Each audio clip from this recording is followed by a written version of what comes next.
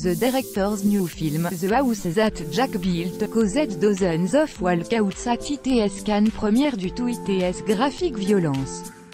Lars von Trier is back, and not everyone is too thrilled about it. The controversial filmmaker returned to the Cannes Film Festival on May 14 to debut his serial killer drama, The House That Jack Built, but the movie's extreme graphic violence against women and children caused walkouts during the screening and severe outrage in the hours after the film's debut.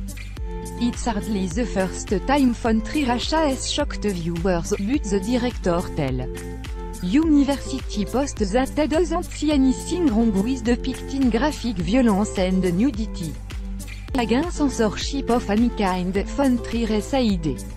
My opinion is that if you can think it, you should be able to show it. Von Trier explained that the reasoning for his anti-censorship views is due in part to the way he grew up, especially when it comes to depicting nudity. When the filmmaker was a child, his family brought him to nudist camp where everyone was forced to be naked in front of each other, so he admit to always being open to nudity. Von Trier film such Antichrist and Nymphomaniac featured full frontal nudity for both men and women, but the director persisted doesn't include graphic content just to provoke his viewers. Nymphomaniac was 5 hours, wasn't it? That's an awfully long wound provocation, von Trier said. I've always been accused of provoking for the sake of provoking. Americans are a little more prudish, von Trier remembered how his openness to graphic nature cost him the Palme d'Or at the 1996 Cannes Film Festival.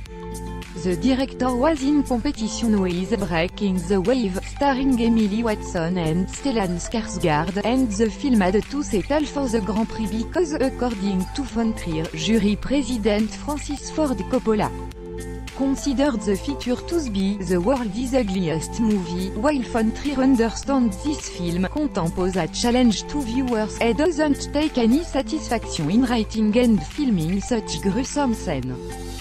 Directing The House That Jack Built was tough for von Trier, who told University Post that the film was especially hard because it was filled with ANGST, speaking to the Danish culture website Soundvenu last month. Von Trier revealed filming Jack led him to drink and caused terrible anxiety, so much so that he's taking a break from directing features and will make a series of experimental short film next. Anyone who feels von Trier has gone a little too far in his previous effort will find much to react to in The House That Jack Built. IFC film already has acquired US distribution right to the polarizing drama and will release it in theaters this fall. You can read University Post's entire interview with von Trier here.